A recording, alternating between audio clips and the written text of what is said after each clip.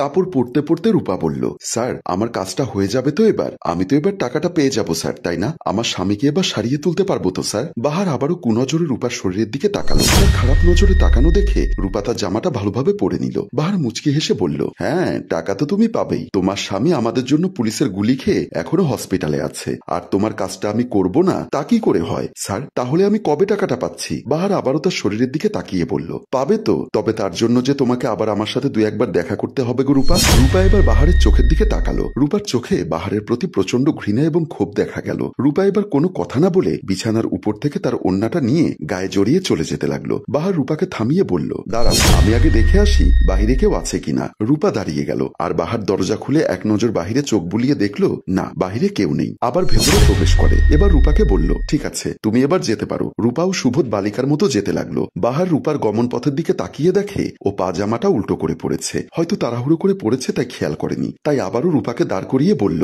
রূপা তুমি তোমার পাজামাটা উল্টা করে পড়েছ, ওটা ঠিক করে পড়ে তারপর বের হও। কিন্তু রূপা তা ঠিক করলো না। বাহারের দিকে একবার ফিরে তাকিয়ে একটা দীর্ঘশ্বাস ছাড়ে। বাহার রূপার চোখে যেন দেখতে পেল একজন অসহায় নারীকে। তার চোখে দেখতে পেল প্রচন্ড ঘৃণা। তার চোখে দেখা গেল প্রতিশোধের আগুন। আর কিছু না বলে রূপা বেরিয়ে গেল। রূপা বেরিয়ে যাওয়ার পর বাহারের মনে কিছুটা ভয় কাজ করছিল। তাই সে দ্রুত বেলকনির দিকে গেল দেখার জন্য যে রূপা কি কাউকে কিছু বলে দেয় কিনা, নাকি তাকে কেউ কিছু জিজ্ঞাসা করে। কিন্তু না, বাহার তাকে দেখতে পেল না। বাহার ভাবলো সে নিশ্চয়ই এতক্ষণে চলে গেছে। বাহার বেলকনিতে দাঁড়িয়ে ভাবতে লাগলো মেয়েটার নাম রূপা। তার স্বামী একটা কাজের জন্য পুলিশের গুলি খেয়ে এখন হসপিটালে। রূপার স্বামী বাহারের সাথে কাজ করত, তবে সে বাহারের থেকে নিচু পদে। রূপা আজ বাহারের কাছে সাহায্য চাইতে আসে যাতে তার স্বামী ভালোভাবে চিকিৎসা করাতে পারে। বাহার সোফায় বসে রিল্যাক্স মোডে সিগারেট ফুঁকছিল। কলিং বেলের শব্দে আস্তে করে উঠে দরজার কাছে গেল। দরজা খুলতেই তার চোখ তো ছানা বড়া। এ কি দেখছে সে? অপরূপ সৌন্দর্যের অধিকারী এক ললনা তার সামনে দাঁড়িয়ে তাকে বলল, আসসালামু আলাইকুম, আপনার সাথে আমার কিছু কথা ছিল, আমি কি একটু ভেতরে আসতে পারি? বাহার নিজে সরে গিয়ে তাকে ভেতরে ঢোকার জায়গা করে দিয়ে বলল,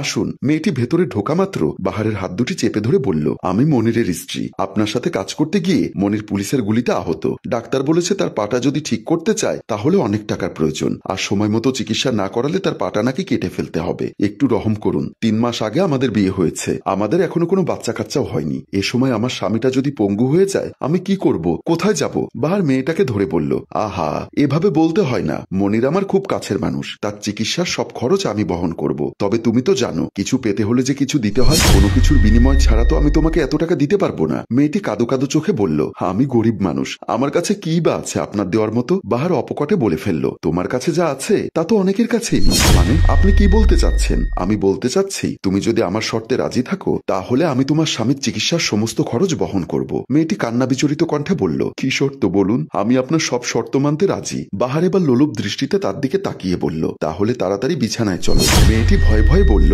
বিছানায় যাব কেন? বাহার একটা হাসি দিয়ে বলল, কচি খুকি কিচ্ছু বোঝো না? এই বলে বাহার মেয়েটাকে জোর করে বেডরুমে নিয়ে বিছানায় ফেলে দিল। মেয়েটি প্রথমে রাজি না থাকলেও পরে অভাবের তাড়নায় ঠিকই রাজি হয়ে গেল। আর তারপর উপরের ঘটনা, বাহার বেলকনি থেকে পুনরায় ড্রয়িং রুমে চলে আসলো। ড্রয়িং রুমের সোফায় বসে টিভিটা অন করে আয়েশ করে টিভি দেখতে লাগলো। পুনরায় কলিং বেলটা বেজে উঠল। বাহার উঠে গিয়ে দরজাটা খুলে দিল। আর কেউ নয়, তার স্ত্রী নিশি এসেছে। মেয়েটাকে আজ খুব খুশি খুশি লাগছে। হাতে অনেক শপিং ব্যাগ। ঘরে ঢুকে সোফার উপর শপিং ব্যাগগুলো রেখে বাহারকে জড়িয়ে ধরল। বাহার কিছুটা অবাক হয়ে প্রশ্ন করল, কি ব্যাপার, আজ আমার জানটাকে এত খুশি খুশি লাগছে যে? ব্যাপারটা কি? নিশি তাকে বলল, গেস করো তো কি হতে পারে? আজ আমি অনেক খুশি। তা তো আমার বউটার মুখ দেখেই বুঝতে পারছি আজ আমার বউটা খুব খুশি। কিন্তু সোনা, তুমি যদি না বলো তাহলে বুঝবো কি করে? পুনরায় বাহারকে জড়িয়ে ধরে হাস্যোজ্জ্বল ভাবে বলল, জান আমার প্রমোশন হয়েছে। প্রমোশনের কথাটা শুনে বাহারও অনেক খুশি হলো আর বলল, ওয়াও জান তাই? তাহলে তো ভালোই হলো। নিশি পাইচারি করতে করতে বলতে লাগলো, হ্যাঁ সোনা, জানো আমি তো অনেক খুশি হয়েছি। আমার কলিগ নুসরাত তো হিংসা শুরু করে দিয়েছে আমার সাথে যখন শুনলো আমার প্রমোশন হয়েছে।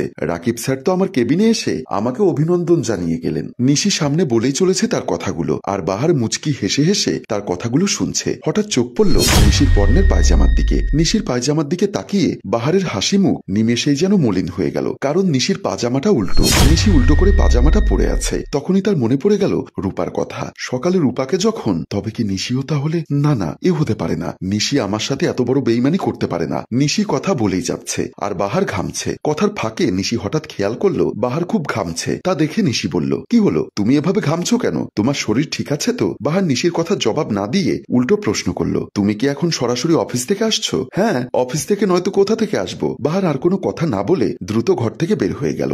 নিশি অবাক হয়ে তাকিয়ে রইল বাহারের গমন পথের দিকে। এতক্ষণে সন্ধে হয়ে গেছে। বাহার ছাদে গিয়ে কিছুক্ষণ দাঁড়িয়ে রইল, তারপর আকাশের দিকে তাকিয়ে ভাবতে লাগলো, এটা আমি কি করলাম? আমার পাপের ফল আমার স্ত্রীকে ভোগ করতে হলো। আমার এত সুন্দর সাজানো সংসার শেষ পর্যন্ত আমার স্ত্রী কিনা আর একজনের সাথে।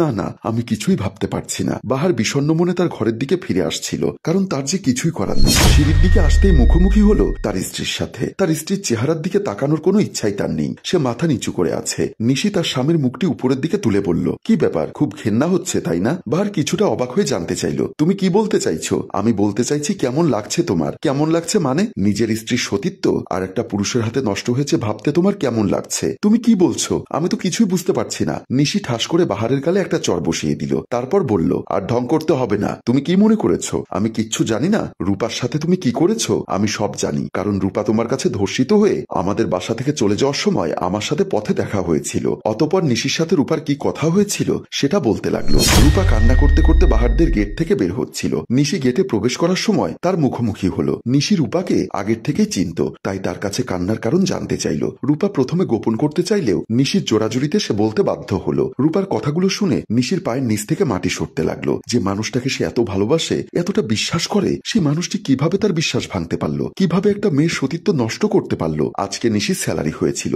নিশি তার বেতনের সবটুকু টাকা রূপার হাতে তুলে দিয়ে বলল, এই নাও, এই টাকাগুলো দিয়ে আপাতত তোমার স্বামীর চিকিৎসা শুরু করো। বাকি টাকার ব্যবস্থা আমি করছি, আর তোমার সাথে যা হয়েছে তার ব্যবস্থাও আমি করছি। রূপা তাকে ধন্যবাদ জানিয়ে কান্না করতে করতে টাকাগুলো নিয়ে চলে গেল। নিশি দাঁড়িয়ে কিছুক্ষণ চিন্তা করে সেও গেটের ভেতর প্রবেশ করলো। এবার বুঝতে পেরেছো তুমি যে পাপ করেছো সে পাপের খবর আমার কাছে পৌঁছে গেছে, সুতরাং আর মিথ্যা বলার চেষ্টা করে কোনো লাভ নেই। বাহার মাথা নিচু করে দাঁড়িয়ে আছে, কারণ সে কথা বলার ভাষা হারিয়ে ফেলেছে। এবার নিশি বলল, ঠিক আছে, ভালো থেকো, আর তোমার সাথে আমার কোর্টে দেখা হচ্ছে। বাহার মাথা তুলে অপরাধীভাবে বলল, কোর্টে মানে? কোর্টে মানে বোঝনি? তোমাকে আমি ডিভোর্স দেব। এরকম লম্পট দুশ্চরিত্র পুরুষের সাথে আমি সংসার করব তুমি ভাবলে কি করে? Good bye. এই বলে নিশি চলে গেল। বাহার হা করে তাকিয়ে আছে। নিশিকে যে ঠেকাবে সে মুক্ত তারা নেই। সামান্য একটা ভুলের কারণে তার সুন্দর সাজানো সংসারটা ভেঙে চুরমার হয়ে গেল। দর্শক, আমাদের এই গল্পটি যদি ভালো লেগে থাকে তাহলে লাইক, কমেন্ট ও শেয়ার করে আমাদের সাথেই থাকুন। ধন্যবাদ সবাইকে। গল্পটির রচনা ও পরিচালনায় রেজাউল কবির চৌধুরী, প্রযোজনায় এফ এ নয়ন চৌধুরী।